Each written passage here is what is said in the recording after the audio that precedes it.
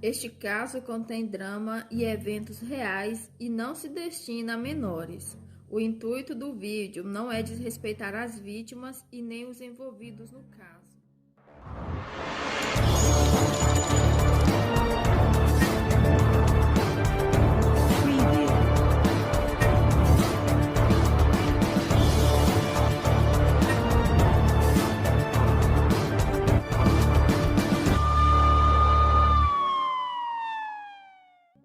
Terça-feira, 2 de agosto de 1988, Glade Falls, uma pequena cidade de Montana. Dolana Clark, de 9 anos, se apaixonou por uma gata do Jack Spruce Center, uma gatinha siamesa. Ela sempre ia até a loja para brincar com a gatinha. Ela amava animais. Ela fez vários bicos durante todo o verão só para comprar a gatinha. Numa terça-feira, do dia 2 de agosto de 1988, ela pegou toda a quantia em dinheiro que conseguiu juntar e foi à lojinha de animais para comprar a sua gatinha. Mas quando chegou a hora de pagar, o dinheiro não era o suficiente. Muito arrasada, Dolana atravessou a cidade para pedir o restante do dinheiro a seu pai. E a resposta dele foi não. Ela ficou bastante chateada e saiu com a sua bicicleta. Horas depois, Dolana ainda não havia voltado para casa. A única pessoa que a havia visto por último foi seu pai por volta das 18 horas. 4 horas depois, sua mãe liga desesperadamente para os amigos de Dolana. Ligou também para a irmã mais velha dela, que morava do outro lado da cidade, mas ela também não a havia visto. Eles ligaram para a polícia e disseram que era uma fuga por causa da circunstância da sua saída irritada na bicicleta. Os policiais foram até a residência e checaram tudo, mas não havia nada suspeito e também acharam que se tratava de uma fuga. Patrulhas foram enviadas para procurarem a garota. Whitesville era muito isolada e não havia outras cidades ao redor. Era assim muito fácil de procurar. Mesmo assim, na manhã seguinte, ainda não havia nenhum sinal de Dolana. Os vizinhos também se juntaram para procurá-la. A polícia começou a receber vários telefonemas de que haviam visto-a em vários lugares, desde paradas de caminhões e outros, mas nada se confirmava. Tudo ficou ainda mais complicado porque o parque, chamado Montana State Fair, estava na cidade já fazia 2 semanas, com mais de 100 mil visitantes, vindo de toda parte do estado. Nesse parque havia um grupo de trabalhadores itinerantes. A maioria tinha histórico criminal. O grupo estava bem relutante em dar qualquer informação para a polícia. Era uma área de suspeitos, na verdade, mas a polícia não encontrou nenhuma evidência física e nem sinais confiáveis que os ligasse ao desaparecimento de Dolana. 2 dias depois, o parque recolhe as coisas e vão embora. Se ela estivesse ali, estaria muito longe naquele momento. No 3º dia, o caso já estava em todos os jornais. A foto dela estava espalhada por toda a cidade. O pai estava convencido de que a filha estava em algum lugar, ainda chateada por ele não a ter ajudado a comprar Pepper, a gata siamesa. Eles se oferecem para comprar a gata por um apelo televisível. Eles foram até a televisão e disse: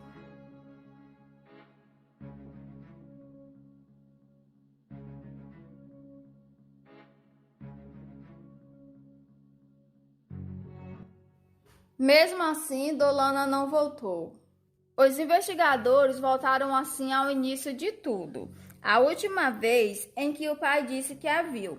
Ele disse que ela desceu a rua de bicicleta em direção à casa de Bill Morse. Bill Morse, por sua vez, de 48 anos, morava a 2 quadras. Ele era um amigo muito próximo da família.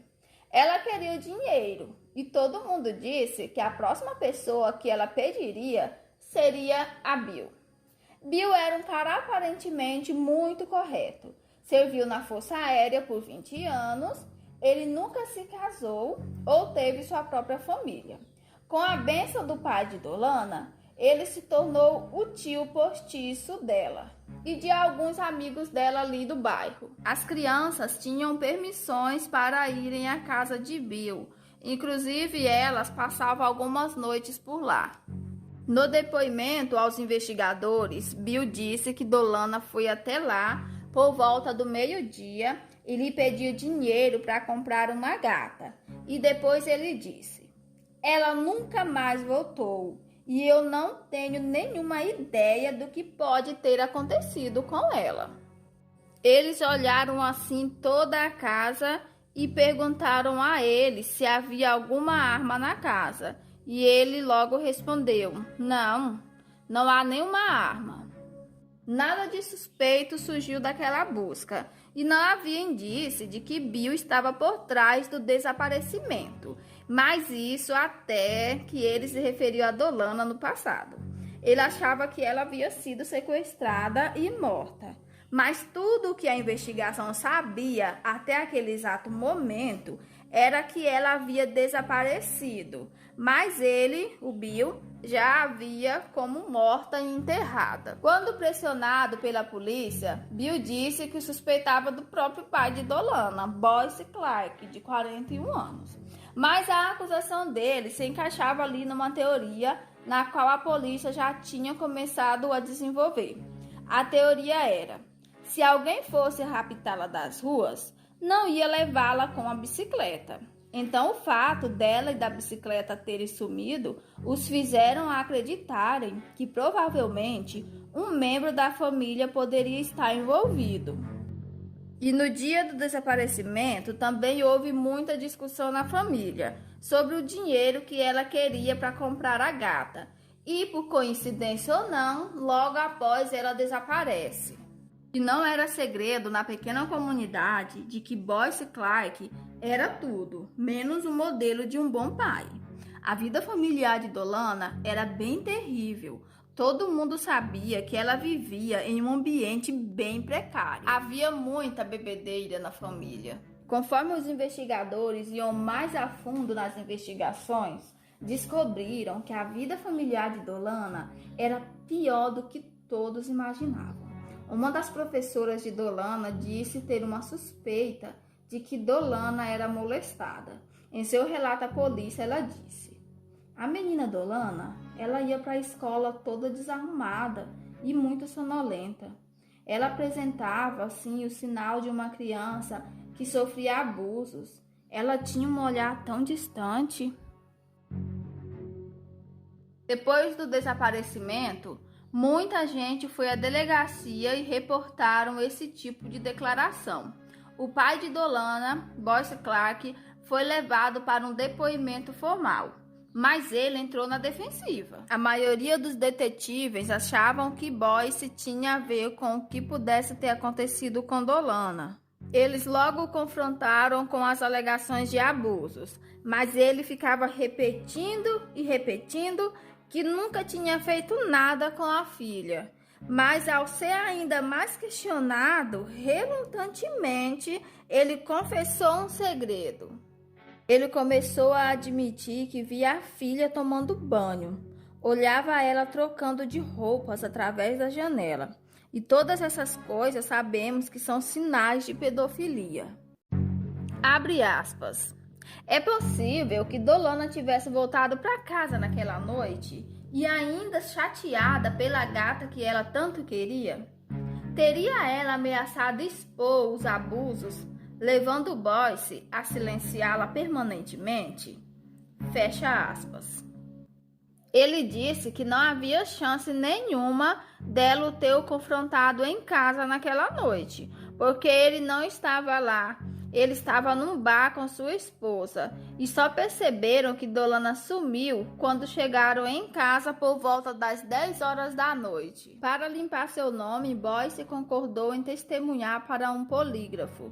Ele ficou nervoso durante todo o teste, mas no final a examinadora concluiu que ele não demonstrou sinais de mentiras em nenhuma das perguntas que foram feitas. Quando a polícia se voltou para Bonnie, a mãe de Dolana, ela ficou completamente horrorizada pelas alegações de que seu marido estava molestando sua filha pequena. Ela cooperou totalmente com os investigadores e passou facilmente pelo teste do polígrafo. Mesmo que as suspeitas paravam sobre os pais, não havia prova que eles tinham alguma coisa a ver com o desaparecimento de Dolana. Pouco mais de um ano após o crime, um caçador estava caminhando pelas montanhas a 100 quilômetros de Great Falls e encontra um crânio humano embaixo de folhas. A equipe do CSI identificou no crânio características de Dolana. Um detetive forense confirmou a descoberta. Dolana Clark, de 9 anos, estava morta. Eles procuraram em toda a área e encontraram a clavícula e a mandíbula. Provavelmente, os outros ossos foram levados por animais selvagens durante os meses em que Dolana ficou exposta a todos os elementos. Mas não havia mais nada, nenhum sinal de roupas, nem mais nada que pertencesse a Dolana. No crânio havia um buraco de bala, o ferimento da entrada na parte de trás do crânio e o ferimento de saída na testa. O tamanho da bala que atravessou o crânio de Dolana era consistente com uma arma de calibre 22. As investigações investigou vários suspeitos. Eles empenharam todos os seus esforços, mas infelizmente, em quase uma década, ou seja, em quase 10 anos, não houve desenvolvimento no caso. Em 2002, no aniversário de 14 anos do desaparecimento de Dolana, o detetive Joe começou a revisar todos os casos arquivados do Departamento de Polícia de Great Falls. O assassinato de Dolana estava no topo da lista. Joe trabalhou no caso como novato no ano de 1988 e sempre foi assombrado pelo fato de um dos crimes mais famosos da cidade permanecer sem solução. O nome do pai de Dolana também estava ali no topo da lista dos principais suspeitos. Joe acreditava que o pai de Dolana ainda podia ser útil para a investigação. E um encontro casual permite que o detetive faça mais perguntas ao pai de Dolana. Ele simplesmente resolveu perguntar: quem matou sua filha? E a resposta dele de imediata foi: Bill Moise, o amigo próximo da família. As crianças tinham livre acesso à casa do Bill. O pai e a mãe se sentiam confortáveis em deixá-las irem para lá. As crianças, como já mencionado, passavam a noite lá. Quando ela desapareceu, ele foi uma das pessoas que mais ajudou. Boyce, o pai de Dolana, começou a suspeitar de Bill Moise quando ele se mudou, com apenas alguns meses depois do desaparecimento de Dolana. O detetive reviu o relatório da polícia sobre uma busca que teve na casa de Moise. E uma coisa estranha lhe chamou a atenção. O detetive descobriu que Bill Moise estava morando em Trinity, Colorado, no meio do nada, num rancho onde era muito difícil de chegar. Mas antes de ir confrontá-lo, o detetive foi até o melhor amigo de Moise, Mel O'Brien. O'Brien não disse muita coisa sobre ele, a não ser que Bill era um ótimo atirador e que ele nunca machucaria ninguém, que ele nunca mataria Dolana. E ele ficava assim, repetindo muitas vezes, que ele era um cara bem legal, que nunca faria aquilo. E O'Brien também se lembrou e contou para os detetives que Moise tinha um rifle calibre 22, bem em 1888, na época do desaparecimento de Dolana. Moise, então, assim, mentiu para os detetives, porque naquela época ele falou que não tinha nenhuma arma na casa. Os detetives partiram direto para o Colorado e no meio do caminho eles esbarraram em seu suspeito por puro acidente. Conforme os detetives chegaram ao rancho, descobriu que Moise tinha um Chevy 1961 carregado com todos os itens pessoais de que uma pessoa precisa quando vai fugir. E ao olharem mais fundo ainda, descobriram que o carro estava equipado como se estivesse esperando um confronto sangrento. Ele tinha uma submetralhadora com 500 cartuchos. Então, se eles tivessem ali apanhado ele na garagem da sua propriedade, teria sido um grande tiroteio, porque Moise planejava acabar com todos eles. Não havia nenhuma dúvida sobre isso. O rifle de calibre 22 não foi encontrado, mas ali, em uma longa conversa com Moise, fez ele admitir que tinha sim um rifle e que os levaria até lá. Ele os levou até um arbusto onde estava a arma. Logo mais tarde, os investigadores descobriram que o melhor amigo, o Mel O'Brien, o avisou de que eles estavam procurando pelo rifle. Ele confessou que logo após o detetive ter saído da sua casa, ele ligou para Moise e disse que era melhor ele se livrar da arma. E foi assim que ele o fez. Mas por que Moise mudou de ideia e levou os detetives até a arma? Na verdade, ele torcia para que quando a polícia visse os danos, o estado que estava a arma, percebesse que não teria jeito de ligar aquela arma ali com o rifle que matou Dolana, e assim o deixaria em paz. Na delegacia, a primeira defesa de Moise foi sempre negar tudo. Você sabe da arma. Você tentou se livrar dela. Você a destruiu. Eu não a matei. Então, quem foi? Não sei quem a matou. E Bill Moise assim negou de novo. Eu não a matei, eu não fiz nada. E continuou negando. Eu não vou confessar, porque não foi eu. E assim Bill continuava negando. O que você acha que um júri vai pensar? Que eu já era. É o que você acha que vai acontecer? Provavelmente. Mas não fui eu. Ele disse ali por várias vezes. Eu sei que parece horrível. Eu sei que eu pareço 100% culpado. Eu sei que pegou mal pra mim. Mas eu afirmo e manterei essa versão até o sol se apagar. Eu não matei Dolana. Não foi eu. Eu não fiz nada. Ficou mal pra mim? Mas não fui eu. O motivo dessa 22 ter sido destruída foi porque você sabe que ela morreu por causa dela. Pode ser, mas eu não apertei o gatilho. De repente, Moise percebe a escorregada. Aí ele admite que é o dono da arma que matou Dolana. E ele tentava se explicar cada vez mais e mais. Eu não apertei o gatilho. Certo, então quem foi? Quisera Deus eu soubesse. Diga, estamos sentados aqui. Acho que o pai dela a matou. Quando? Não sei, depois. Vai ver, ela fingiu ter sumido. Eu sei lá, sinto que Boyce a matou. Aí ele tenta se explicar de como sua arma foi parar com o pai de Dolana. Ele queria um rifle emprestado. Ele vai mentir, dizer que não. Mas ele queria. Tudo bem, pensei que ele quisesse caçar um coelho com ele, eu sei lá. Aí eu dei a ele. Ele devolveu. Como eu iria saber?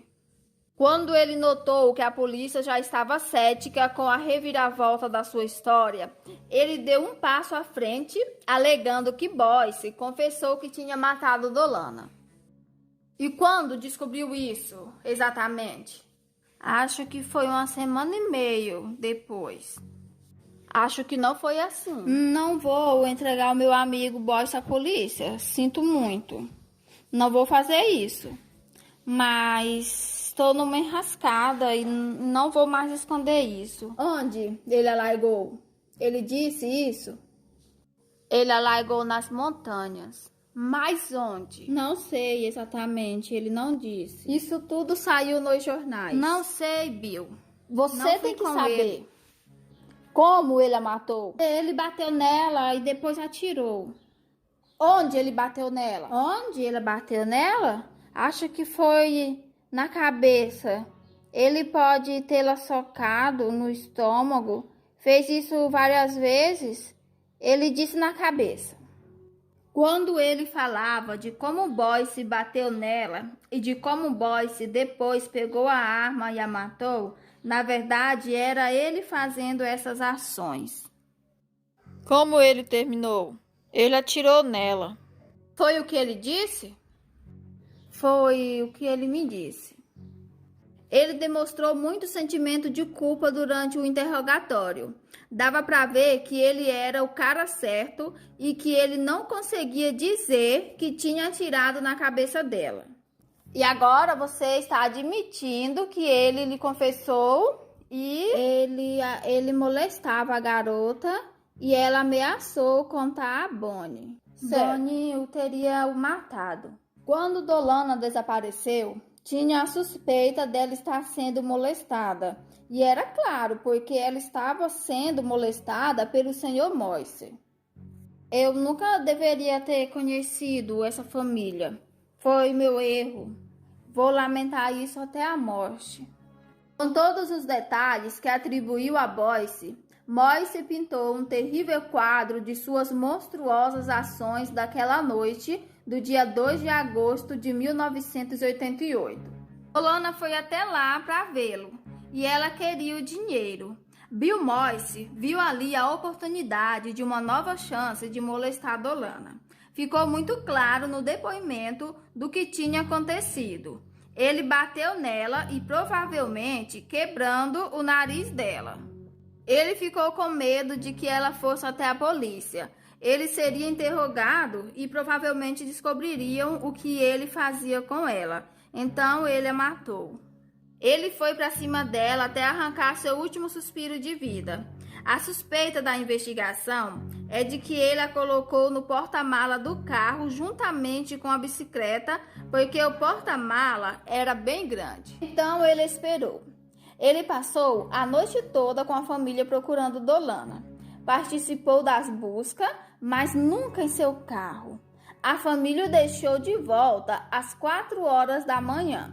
Foi entre 4 e 7 horas da manhã que Bill Moise havia levado Dolana até as montanhas e deixado seu corpo lá. Mas para ter certeza absoluta de que havia realmente terminado o trabalho, atirou nela.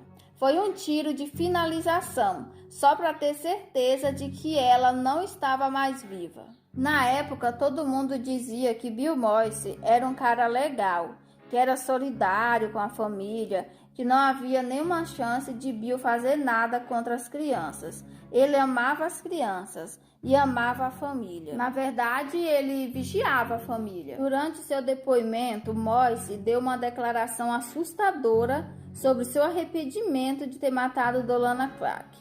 Ele esperava que ela crescesse e fosse morar com ele, porque ele estava completamente apaixonado por ela. Ela disse que talvez você a amasse. Ela disse isso? É provável, eu ia esperar, talvez quando ela crescesse e visse alguma coisa em mim.